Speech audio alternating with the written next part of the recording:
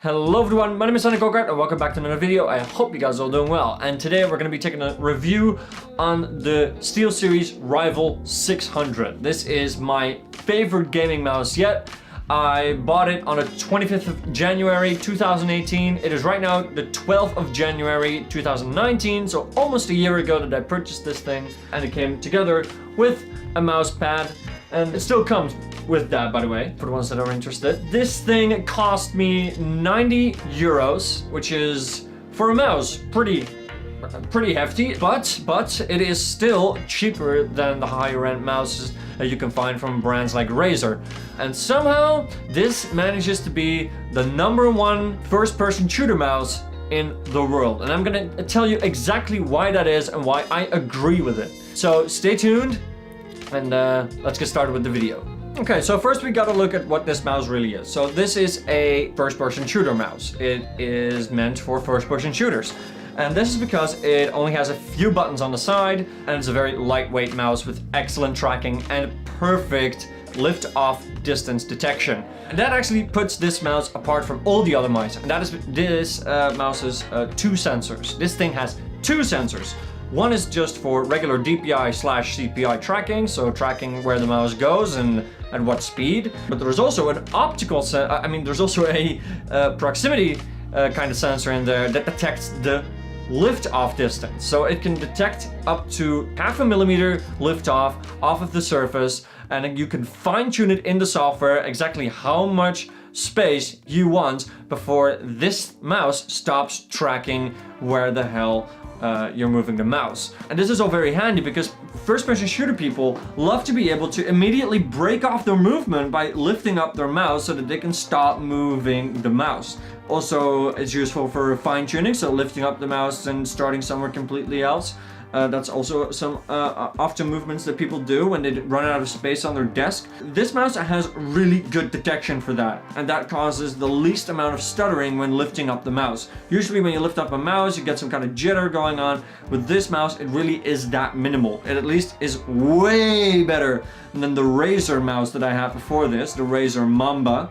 That thing is abominable. It was a terrible mouse. It had a laser sensor, which had no business being in that mouse in the first place. But this is an excellent mouse. The sensor that is actually in there for regular mouse tracking is the WM3360, which is the famous mouse tracking sensor that made Logitech a legend. It's the same tracker. It is a little bit altered for Steelseries, and there is actually a more newer version of this sensor out at the time that this thing came out, but it's the only reason they didn't do that is because it was pointless to spend more money on practically the same sensor. It's rumored that the 3366, which is the follow-up on this one, is just a Logitech altered version of the 3360. So don't worry about getting less for your money, because you're definitely getting worthwhile out of your money. There is a lacking department though, and that's the RGB. RGB is not that great. It only has a few modes.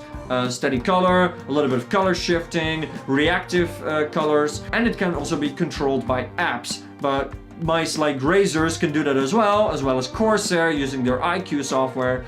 And I think that their implementation is still a little bit better than that of Steelseries, especially as that rainbow spectrum that we've come to love so much on Corsair keyboards or on Razer mice, that is just not present on the Steelseries, which is an iconic thing. But it has an advantage over Corsair, where it has an audio visualizer, where you don't need a void headset for, and it also works with the other peripherals that Steelseries has.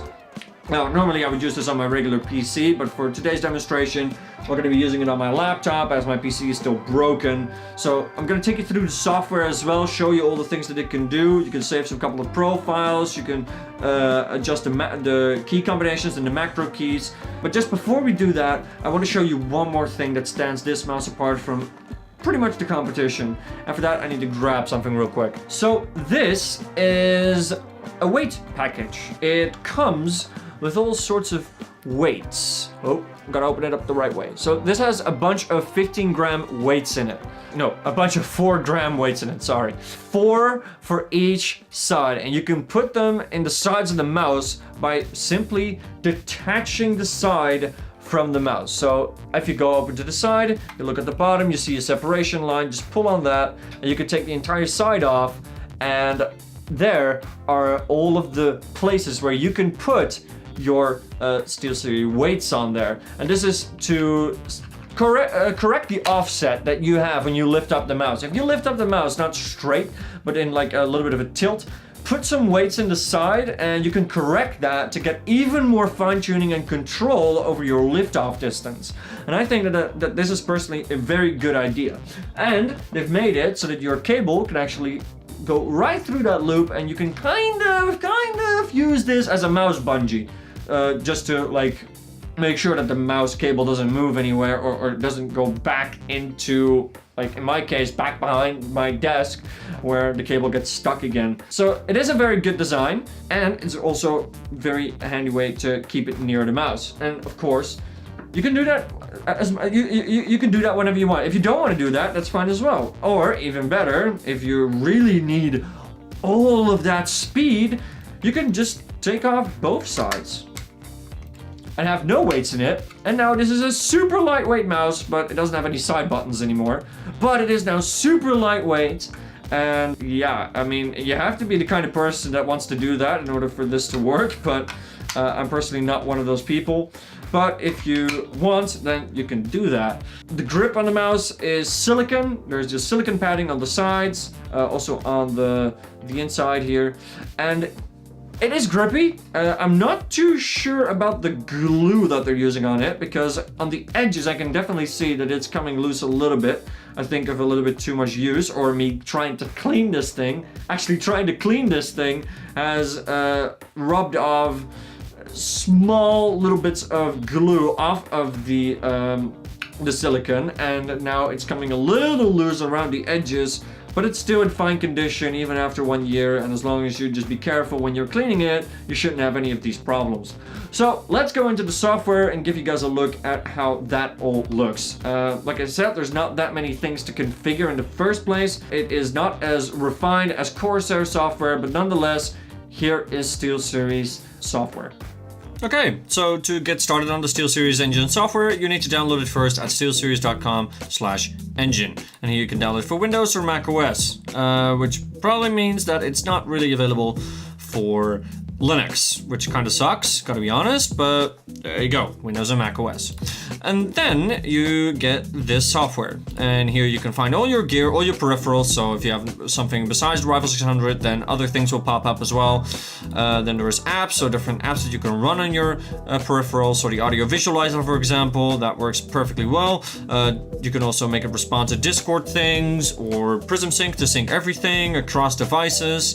Have game-specific things. So with a Minecraft mod, you're able to sense things like your health and your hunger, and you'll be able to display those through the LED in the mouse.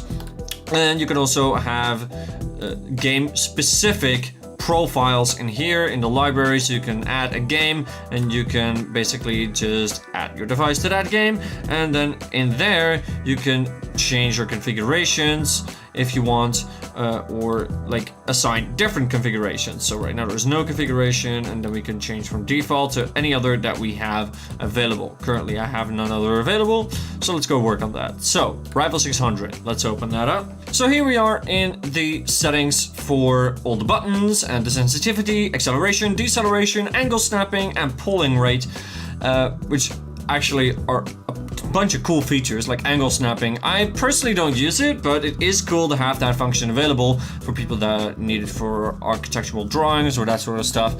Then there is, of course, the sensitivity. I've got two settings, 800 and 1600, which changes dramatically how my mouse moves. So I'm moving it at the same pace now, and I'm going to switch to CPI, and then it moves a lot faster. So increasing that depending on the resolution of your screen will need to go higher. I'm on a 1080p screen, so 800 and 1600 feels like a good sweet spot for me. Then there are multiple buttons. So you got your first mouse button, second mouse button, middle mouse button. You got the side buttons 4 and 5, and then there's button 6. Now there is a mouse button 6, but it doesn't exist in Windows. So even if you configure it in SteelSeries, it's not going to work in other games. It's an inconfigurable selection. So instead of that, you could make it launch applications or run a macro on it or run a different keyboard command on it. For example, the print screen or the scroll lock button if you want, and use that as a separate key to command something else like throwing grenades or whatever. And you'd have to configure that through the game and change the scroll lock, and that is another way you could make it work. Then the top button is the CPI toggle, and then we have to scroll up and down, and of course you could change all of those as well, and you can also swipe go between profiles that way if you so prefer. You have a full-on macro editor in which you can create your macros. So you got your key press macros here, and we can just do like that, and it will have all of the different separations, like when you released it, when you press down on it, and you can even change the fixed delay. You can even, well, set the delay as recorded, fixed delay of 15 ms, and you can change that as well to anything you'd want. So you can go from 15 even to 100, or well, not so. Yeah, you can go to 100. So let's go to 100. There you go. And now everything has a fixed delay of 100, or you can set no delay at all if you wish to do that instead. And yeah, that works for key presses. I'm not sure if that works for mouse clicks as well. Yes, it does. It does work for mouse clicks as well. So for the people that require this sort of macro configuration, you can do that this way in the macro editor. And then we come to illumination. And there is also a left and top down view for the people that are interested. So illumination, there's not much illumination. There's a few zones. So here on the side there's 3 LEDs, here on the side there's 3 LEDs, here one in the logo and another one in the scroll wheel. You can show the zone guides like this by flipping up that switch, and you can change the colors of anything that you like. So if I want this to be green or red or whatnot. You can have steady, color shift, multicolor breathe, reactive key, and disable illumination. But before you set those settings, you have to first select the ones that you want to affect. So here we see now mixed, but if I want to set the multi-steady, there you go. If I want to set the multicolor breathe, so some kind of fire or bluish or something else, so you can create your own ones as well if you want. You can add new gradients to this as well if you'd like. You could change the speed at which it cycles through it, really fast or really slow. So this is a multicolor breathe, so it breathes through all these different colors in some sort of pattern and at a really fast pace. Then there is reactive key, so now only when I click it's gonna apply the color that I have set here. So active color orange, so now when I click it will display orange on the mouse. You can't actually see it despite live preview being on, or actually let's save it first. No, still doesn't work, but just believe me when I say that now the mouse turns orange every time I click. And of course you can set the delay, so like how long it takes for it to fade away. So setting it to 1 second, after 1 second it's just gonna fade away then. The color that is, and it's gonna go back to the rest color, whatever you've set that to. Then we have, well, yeah, that's pretty much it. Reactive key, multicolor breathe, and of course the color shift. Color shift is also a pretty cool thing, I gotta say, although it's not as cool as other manufacturers. Like I said, Razer's spectrum cycling or Corsair spectrum cycling is a little bit cooler than this. It has more, you have more control over the LEDs than you do with this mouse. There's not many like enhancements or mods that you could put on it. Razer, for example, has their entire Chroma development kit, and Corsair has their own SDK. Steelseries, I think they do, but I don't see people support it as much as they do on those platforms. But this is basically how you set up your mouse, and well, this also works for other peripherals, like I said. So that is the Steelseries software, and I hope that I've shown you through it plenty. And if you have some troubles connecting, then over here on the side there is a little troubleshooter if you so need to. Now let's get back to you, Sander.